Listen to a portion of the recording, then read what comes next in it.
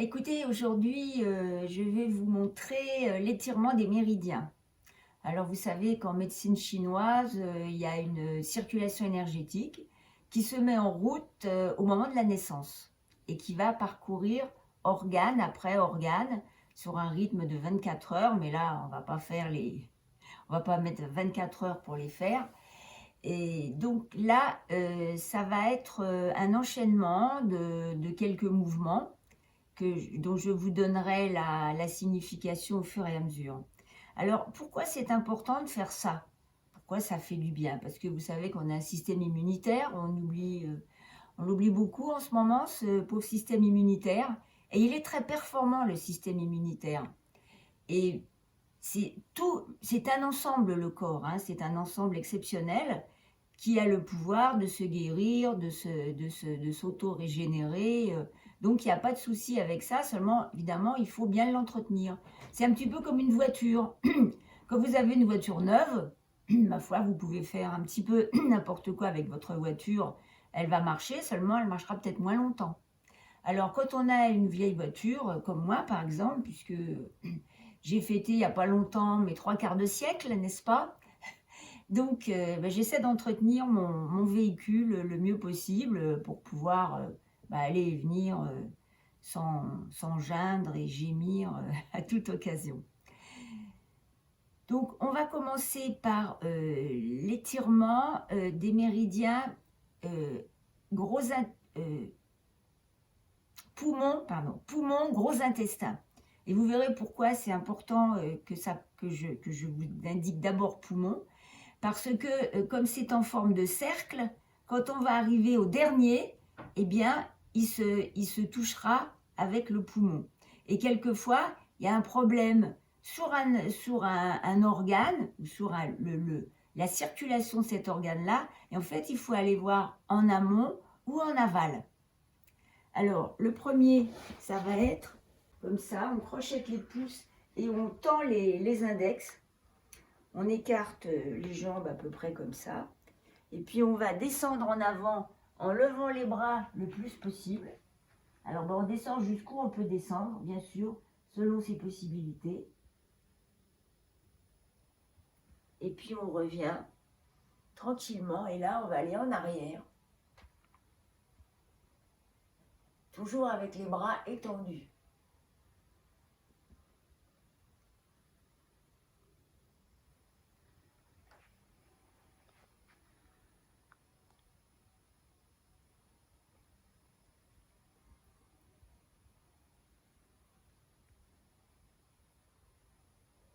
Là, je l'ai fait 2 fois. Maintenant, je vais simplement changer le crochet des mains. Vous voyez, mes mains étaient comme ça. Je vais les mettre dans l'autre sens. Et puis, je vais refaire encore ces 2 mouvements-là.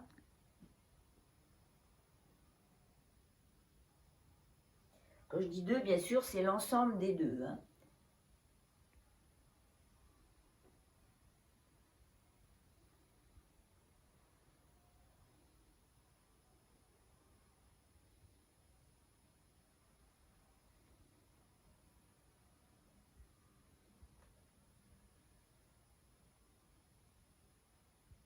Voilà, donc là, on a étiré poumon, gros intestin.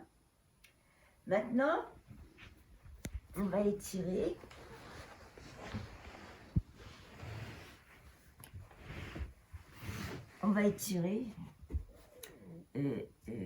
estomac, rate, pancréas.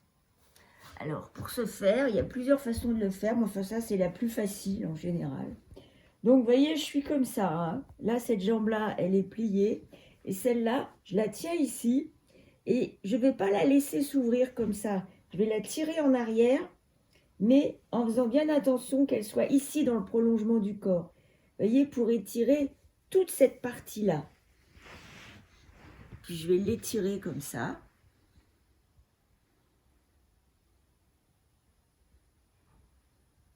Vous voyez, je tire en arrière. Je ramène le pied sur la fesse.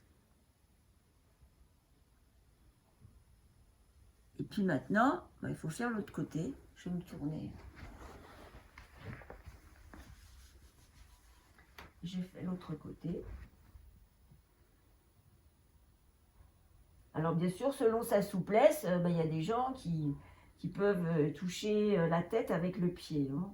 Bon, moi, même quand j'étais plus jeune, j'y arrivais pas, et maintenant, évidemment, encore moins.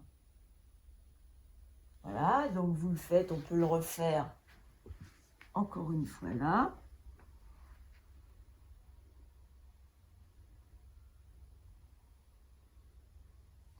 Et alors l'intérêt aussi de ça, c'est que si vous avez une personne qui a mal à l'estomac, hein, eh bien vous pouvez lui faire. Vous voyez, vous la mettez dans cette position-là, et puis du coup, c'est vous qui allez manipuler la cuisse en la mettant en arrière, mais en la mettant bien ici dans le prolongement du corps. Voilà. Ensuite, ça va être cœur, intestin grêle. Cœur, intestin grêle, ce sont deux organes qui sont liés. Donc on va simplement mettre les pieds comme ça, paume, enfin plante contre plante.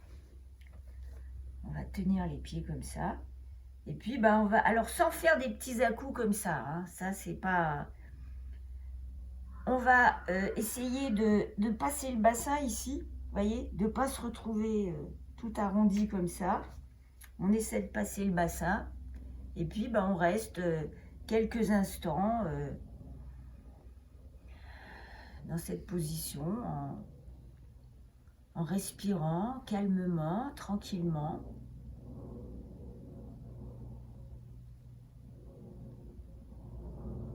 En essayant de sentir ce qui se passe en soi, ce qui tire.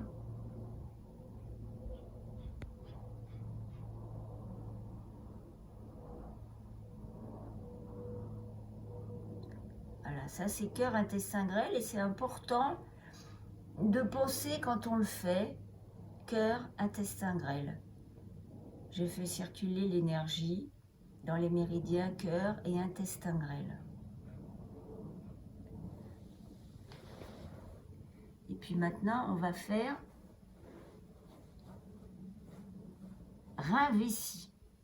Alors, le méridien rein, il est très long. C'est le plus long du corps. Il part du coin de l'œil, il passe sur le dessus de la tête, il se sépare en deux, il descend de chaque côté de la colonne vertébrale, il rentre dans le rein, et puis il se termine ici. Alors, évidemment, le but, c'est d'étirer l'arrière de la jambe. Donc, il vaut mieux pas avoir les jambes comme ça. Si on ne peut pas descendre ici un peu sur ses jambes, il vaut mieux rester comme ça avec les jambes tendues, quitte à pousser un petit peu derrière comme ça. Vous voyez? Et si on peut, on attrape ses mains. Si on peut descendre complètement sur les jambes, eh on le fait. L'essentiel, c'est que ce soit étiré.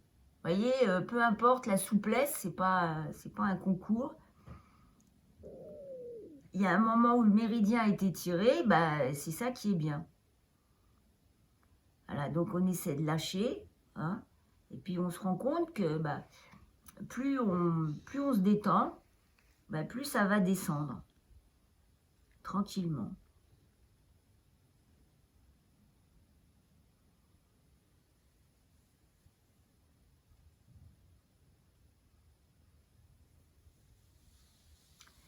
Maintenant, ça va être maître cœur triple réchauffeur.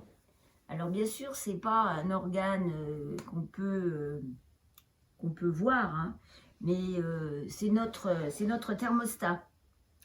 Donc on a un thermostat qui va nous dire, c'est le corps qui va réguler sa température pour s'il fait trop chaud, s'il fait trop froid, c'est lui qui va vous dire attention, il faut te couvrir, ou même qui va provoquer des frissons si vous avez froid. Donc bien sûr, ça peut être fait comme ça, hein, selon ce qu'on peut faire. Et puis là, on va se pencher en avant et on va croiser les mains ici sur les genoux. Alors bien sûr, le but, c'est de pas basculer comme ça, hein, mais c'est de rester avec les fesses et surtout le haut des cuisses au sol. Donc selon sa souplesse, on descend comme ça.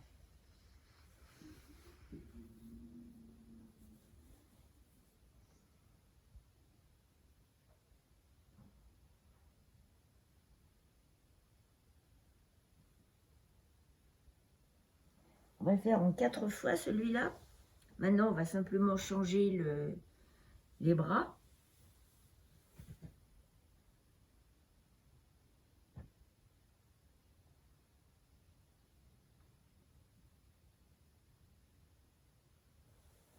Et puis bah, maintenant, on va changer les jambes. Moi, j'aime bien la symétrie. Et puis bah, les bras, on les rechangera de toute façon.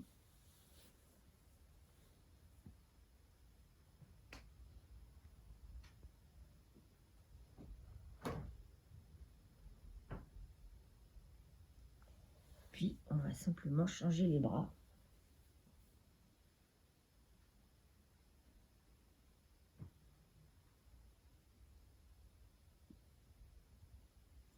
Voilà, donc, maître cœur, triple réchauffeur. Maître cœur, c'est la circulation.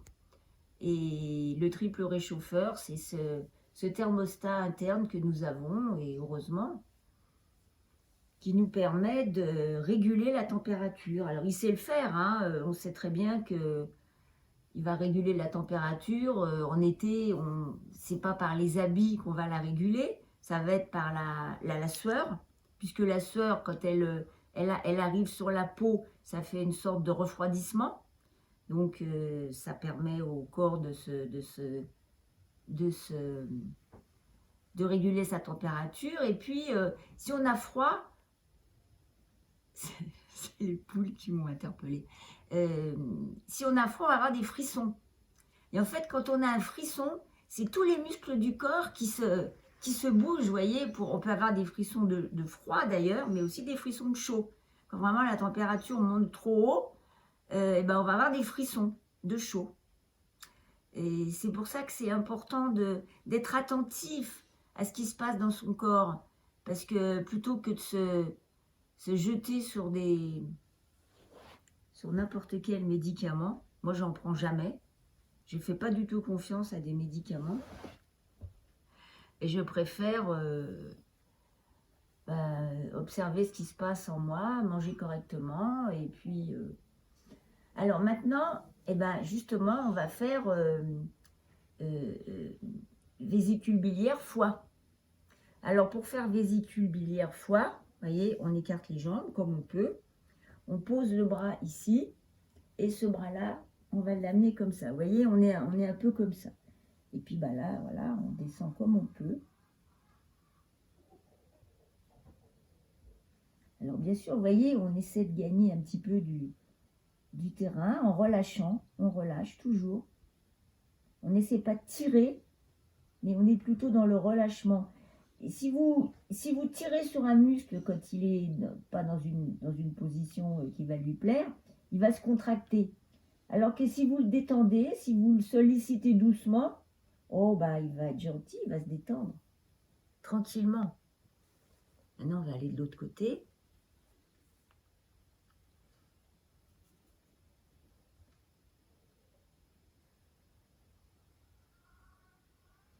Alors, bah, si vous sentez qu'il y a des tiraillements trop importants, bien sûr, bah, vous remontez un petit peu et puis vous redescendez tranquillement. Il faut toujours être gentil avec son corps. Parce que si vous le malmenez, et puis toujours observer. Observer ce qui se passe, observer ce qui va se tendre, ce qui va se raidir. Hein. Et puis, bah, détendre. Maintenant, on peut descendre devant.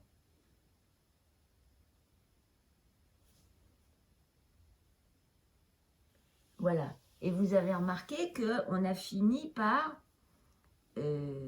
foie. Donc, on a rejoint le poumon du début. Et bien souvent, des problèmes otorhinaux, vous voyez, les rhumes, même les bronchites, les rhumes, enfin, je vais le dire, rhumes, même otite, etc. Eh bien, quelquefois, il faut quand même regarder un petit peu du côté de l'alimentation. S'il y a trop de laitage, ça peut provoquer des émonctoires. Donc, les émonctoires, le plus facile pour le corps de se libérer, eh ben, c'est d'écouler. Donc, dans tous les écoulements, ça va se faire par ici. Et bien souvent, il suffit de réguler le foie, ce qu'on mange, hein, regarder un petit peu comment ça se passe de ce côté-là. Et souvent, les problèmes de rhume et de sinusite récurrents, ça se passe. Voilà. Alors ça, après, on peut refaire la série. Alors, vous recommencez. Poumon, gros intestin, estomac, rate, pancréas, cœur, intestin grêle, rein, vessie. Mais je l'ai fait, rein, vessie. Je ne l'ai pas fait. Si, je crois que tu l'as fait. Oui, oui j'étais comme ça, oui. J'ai eu peur. Donc voilà, rein, vessie. Et puis, et triple réchauffeur. Et poumon, oh ben je vais y arriver, vésicule biliaire, foie, voilà, excusez-moi. Donc, le fait de faire toutes ces petites manipulations sur son corps, eh bien, c'est pas fulgurant, mais par contre, vous entretenez. C'est exactement comme une voiture. Vous emmenez votre voiture chez le garagiste régulièrement pour qu'il fasse la vidange, qu'il fasse les niveaux, qu'il fasse la lubrification, etc. Eh bien, le corps, c'est pareil. Malheureusement, les gens ne s'occupent pas du tout de leur corps. Ils mettent n'importe... Parce que dans votre voiture, vous faites attention à ce que vous mettez comme carburant. Vous ne mettez pas des vieux carburants tout paraffinés, hein. Vous mettez le carburant qu'il faut, vous mettez l'huile qu'il faut, donc vous en prenez soin. Par contre, votre corps, bien souvent, c'est un petit peu une poubelle. Alors, on va manger des aliments hyper transformés qui sont très, très, très mauvais. Très mauvais. Essayez de revenir toujours à une alimentation naturelle, une alimentation saine. Mangez un peu de tout, mais sans excès. Manger un peu de viande si on aime ça. Alors le fromage, bon, ça faut vraiment pas trop en manger du fromage, et des fois il faut même faire des cures de pas du tout de fromage, quoi. Mais bon, le français c'est un c'est un mangeur de fromage, et comme disait dans les Guignols, les fromages qui puent. Et il faut pas croire que ça vous apporte du calcium, hein. Pas du tout. Le calcium du lait, surtout quand ce sont des fromages pasteurisés, il y a la caséine qui à partir de 60 degrés, qui va englober la molécule de calcium. Et la caséine, c'est comme un plastique en fait. D'ailleurs, on s'en sert dans l'industrie aussi pour faire des isolants. Je ne sais pas trop exactement, mais enfin, ça sert dans l'industrie aussi. Et si vous mangez trop de fromage, eh bien en fait, vous allez vous décalcifier. Et ça va se mettre dans les articulations. Et parce qu'il faut bien que ça se casse quelque part quand ça ne peut pas s'éliminer, quand c'est trop. Quand vous mangez trop de choses qui sont toxiques pour votre corps, le corps ne peut plus éliminer. Donc il va le garder, il va le stocker dans les articulations, il va le stocker dans les graisses, dans tout ce qu'il peut. Et puis à la longue, ça peut faire des maladies chroniques. C'est pour ça que les petites maladies aiguës, elles sont très très saines. Quand vous faites un bon rhume, que vous ne prenez pas des antibiotiques et des médicaments, vous laissez le corps faire, le corps il va se débrouiller tout seul, et votre maladie, elle va se passer, et après, vous serez mieux. Sauf si vous retombez évidemment dans tous les travers qui vous ont amené à faire une maladie aiguë. Mais la maladie aiguë, ça veut dire que vous êtes sain et que votre corps réagit bien. On n'attrape pas un rhume. On n'attrape pas un rhume, on a un rhume quand on a besoin d'éliminer. Donc ça va couler, ça va, voilà. Et puis après, ça se passe tout seul. Ça se passe tout seul.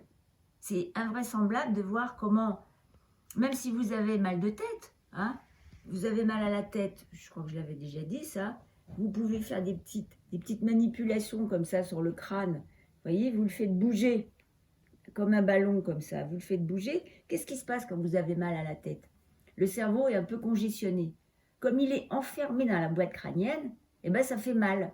Alors, si vous avez mal aux pieds, que vos pieds sont gonflés, qu'est-ce que vous faites? Ben, vous enlevez vos chaussures. C'est facile. Ouais, seulement, évidemment, on ne peut pas sortir le crâne. On ne peut pas sortir le cerveau du crâne. Donc, eh ben, vous faites des petites pressions comme ça. Et en général, si vous n'avez pas un mal de tête épouvantable, hein, auquel cas c'est inutile, mais si c'est au début, ben, vous pouvez vous apercevoir que moi, quelquefois, je le fais à quelqu'un qui a mal à la tête. 5 minutes après, je lui dis alors ton mal de tête. Ah oui, ah ben oui, non, c'est bon, j'ai plus mal. Et j'avais même une de mes élèves, elle avait des migraines. Et elle me disait qu'elle sentait la migraine venir, hein, elle sentait l'amorce de la migraine. Si elle faisait la petite manip au bon moment, la migraine ne venait pas. Par contre, une fois que la migraine était là, c'était fini. De toute façon, c'est ce que je vous dis, hein. Si vous avez très mal à la tête, n'essayez pas d'appuyer, ça va être pire, hein. Voilà, bah écoutez, voilà, respirez, respirez. Alors bon, je sais qu'en ce moment, on ne peut pas respirer, hein, mais c'est bien triste parce que la respiration, c'est notre, c'est ce qui va de l'intérieur à l'extérieur, hein. C'est vraiment notre moyen de communiquer avec l'extérieur. Et puis surtout, on va éliminer le gaz carbonique par la respiration et on va évidemment se renouveler en oxygène. Donc l'hypoxie, ben, c'est trop de gaz carbonique et